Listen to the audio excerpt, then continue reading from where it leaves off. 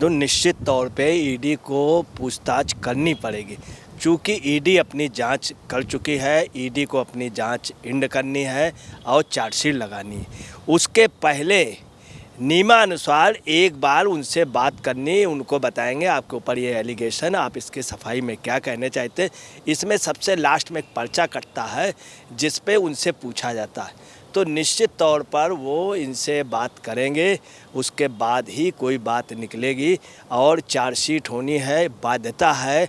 अगर ED court में भी चले जाएंगे तो कोर्ट भी इनको सम्मन भेज के बुला लेगी और इनको बुला करके पूछताछ होगी। नंबर एक, इसमें सोनिया जी भी बुलाई जा सकती हैं, ये भी है, मगर राहुल को तो बुलाया जाना निश्चित है। तीसरी आपको बात बता दें, इसमें अरेस्टिंग भी हो सकती है, एक तो ये मामला, दूसरी सिटीजनशिप वाली है, उसका भी एक बात हो सकती है, तो इनकी अरेस्टिंग भी हो सकती है। और इसके पर्दे के पीछे जो मास्टरमाइंड है वो है सैम पित्रोदा, हरियाणा के भी एक कांग्रेस नेता उसमें डायरेक्टर थे, उन्हीं का जो विरोध चल रहा था उन्होंने इस मामले को किया।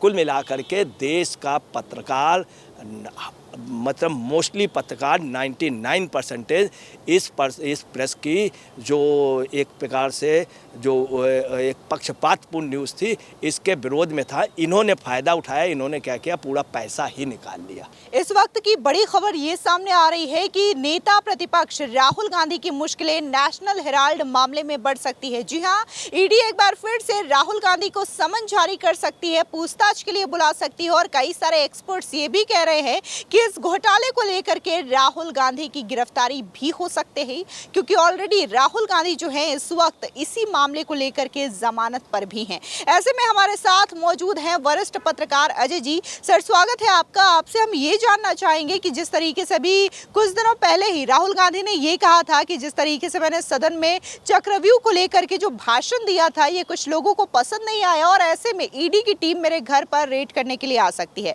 अब खबर ये आ रही है कि नेशनल हेराल्ड मामले को लेकर के राहुल गांधी से ईडी पूछताछ कर सकती है। क्या कहेंगे इस पे? कितनी मुश्किल हो सकती है राहुल गांधी और कांग्रेस पार्टी के लिए? देखिए, मैं आपको बता दूं, निश्चित तौर पे ईडी को पूछताछ करनी पड़ेगी, चूँकि ईडी अपनी जांच कर चुकी है। ईडी को अपनी जांच इंड करनी है और चार्जशीट लगानी है।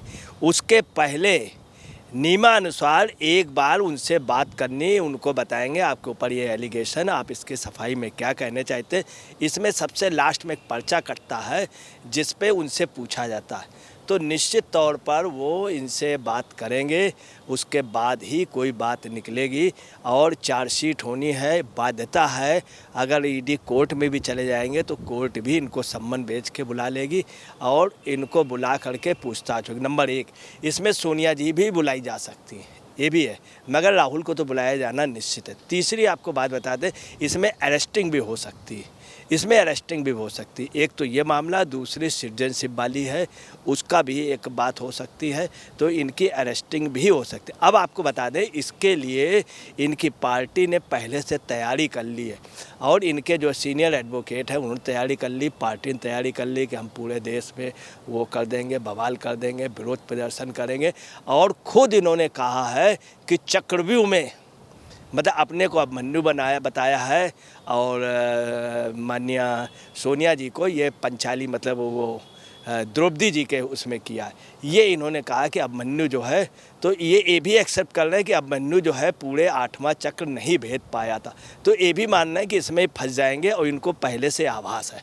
अब आपको बता रहे हैं, इनका ये सोचना है जैसे इंदिरा गांधी के अरेस्टिंग में होता है, ऐसा कुछ भी नहीं होने वाला। अब इन्होंने इसमें किया क्या है, ये इसलिए फंस जाएंगे, बच नहीं सकते हैं कि मैं आपको बता दूं कि इसमें क्या है कि 90 करोड़ रुपए का चंदा लिया गया, 90 करोड़ रुपए का चंदा लिया गया, जबकि पार्टी चंदा नहीं दे सकती है। दूसरी आपको पता है, 90 करोड़ चंदे के वो है।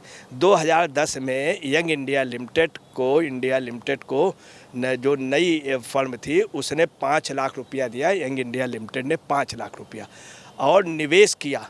इसके बाद आपको बता रहे हैं कि राहुल गांधी और सोनिया गांधी ने 2016 तक कोई भी दान नहीं दिया, जबकि उनको देना था, जबकि निदेशक से ये तय हुआ था सभी निदेशक इसमें दान देंगे। इन्होंने दान दिया नहीं, उल्टा आपको बता रहे हैं कि इसकी प्रॉपर्टी वगैरह सब सौदा कर लिया, इसके आड़ में काफ़ी पैसा लिया गया। आपको बताना है, इन्होंने ये भी राहुल ने कहा है कि ईडी हमारे पास कभी भी आ सकती है, हम चाय बिस्कुट उसको खिलाएंगे। अब आपको बता दें 2010 में ये जो हुआ था इसका निर्माण हुआ था। 1930 में कांग्रेस के तमाम नेताओं ने खास तौर से तिलक जी वगैरह के सहयोग से, इसके पहले तिलक जी ने इसकी रूपरेखा रखी थी। ये हुआ था कि एक पेपर निकाला जाए, उर्दू में था कौमी आवाज़ और उसमें नेशनल हेराल्ड और नवजीवन। तो आपको बता रहे हैं 5000 देश के स्वतंत्रता संग्राम सेनानी जिनकी आर्थिक स्थिति मजबूत थी, उन्होंने काफ़ी पैसा दिया था। हर जगह इनके रिपोर्टर, इस पेपर की ये पोजीशन थी, 5000 उन्होंने पैसा, एक गांव में एक पेपर जाता था, हज़ारों लोग पढ़ते थे और इसमें ये देश की आत्मा जुड़ी हुई थी।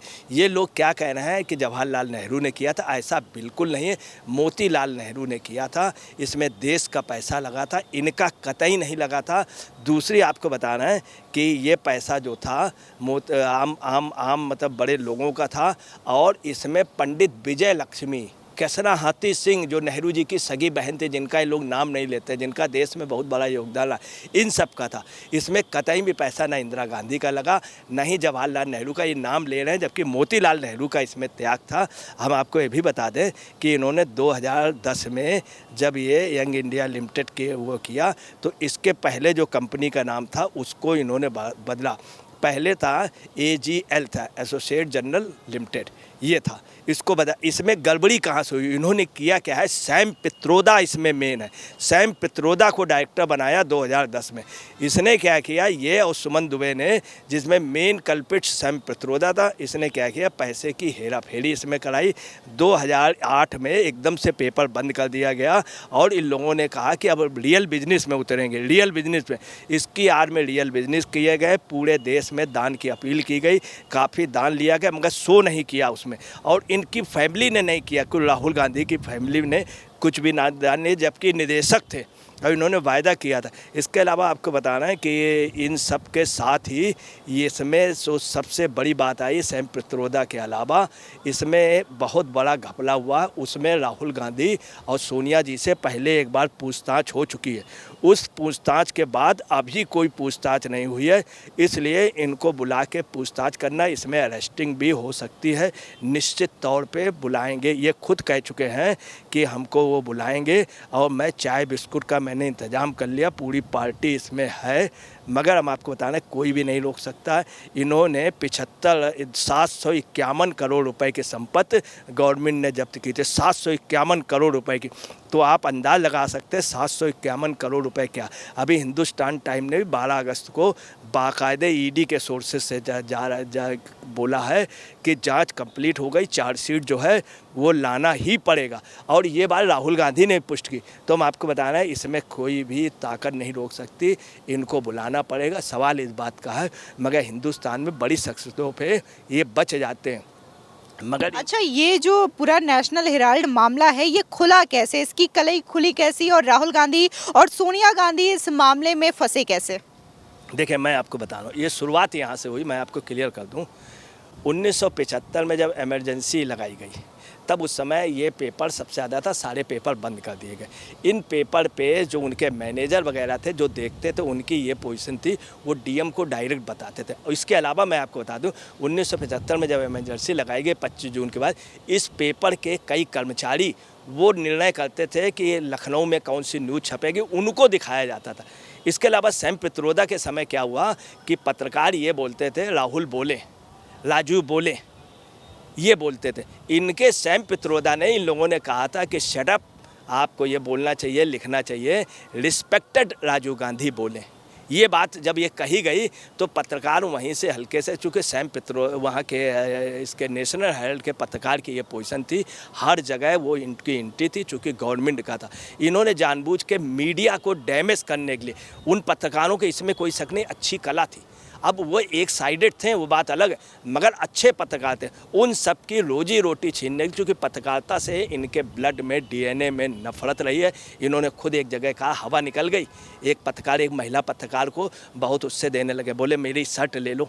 ये इस तरह की बात। इसके पहले इंदिरा गांधी का भी यही था। इंदिरा गांधी ने पत्रकारों को, आप समझ लीजिए, मारते हुए ले जाए गए। तो कुल मिला के पत्रकारों के खिलाफ इन्होंने सिर्फ इसलिए कि पत्रकारों की कमर तोड़नी थी, और इससे बहुत बड़ा लॉस हुआ है, बहुत बड़ा लॉस। आपको बताएं, जब नेशनल हेराल्ड कहीं जाता था तो वो सुबह अगर किसी उसमें जाता था चौराहे पे, तो पुलिस ध्यान रखती थी कि पेपर को उतरने देती थी, उसके जरिए और भी पेपर उतर जाते थे। हर हाकल लड़ जाता था, रुक जाओ, नेशनल हेराल्ड आ रहा, यहाँ उतरेगा। तो आप समझ ले, लोग कहते थे नहीं, यहाँ पे नहीं करना। तो नेशनल हेराल्ड की आड़ पे और उनकी उससे, उसके सहारे कई मीडिया जगत का थोड़ा बहुत मतलब। अब देखिए, इस पेपर की शुरुआत कहाँ से हुई है। इस पेपर का विरोध बहुत लोगों ने किया। सबसे पहले सुब्रमण्यम स्वामी ने विरोध किया था। इसके पहले महान पत्रकार वेद प्रकाश वैदिक ने किया था। जनसत्ता में प्रभात जोशी ने भी विरोध किया था। इसके पहले आर.के. करंजिया, ब्लिट्ज के जो इंटरनेशनल लेवल के पत्रकार थे, उन्होंने भी विरोध किया था। प्रेस काउंसिल ऑफ इंडिया में भी इनकी कई शिकायतें गईं, मगर प्रेस काउंसिल ऑफ इंडिया की मजबूरी थी, चूँकि गवर्नमेंट कांग्रेस की थी। इसके अलावा हम आपको बता रहे हैं, राजनारायण जी जो स्वास्थ्य मंत्री थे, उन्होंने किया था। चौधरी चरण सिंह जब प्राइम मिनिस्टर थे तब उन्होंने किया था। बीपी सिंह के समय इन्होंने एक फर्जी खबर छापी थी कि बीपी सिंह ने ईस्ट वेस्ट उससे करके एक द्वीप के जरिए कमीशन खाया, जबकि गलत थी। वो छापी इन्होंने थी इसने नेशनल हेराल्ड में। इसलिए टोटल पत्रकार इनके खिलाफ रहे, मगर कभी भी कुछ नहीं होता था। इसके अलावा आपको बता रहे, सबसे दुखद 84 के दंगे में सबसे गलत न्यूज़ इसने नेशनल हेराल्ड ने छापी थी। उन्होंने दिया था दंगे में कोई भी सिख नहीं मरा। वहाँ से भी एक डिस्प्यूट हुआ है। तमाम नॉन सिख ने कहा था नहीं, ये बात गलत है, और इनके प्रति आप समझ ले बीपी सिंह ने भी किया और तमाम प्रधानमंत्रियों ने किया।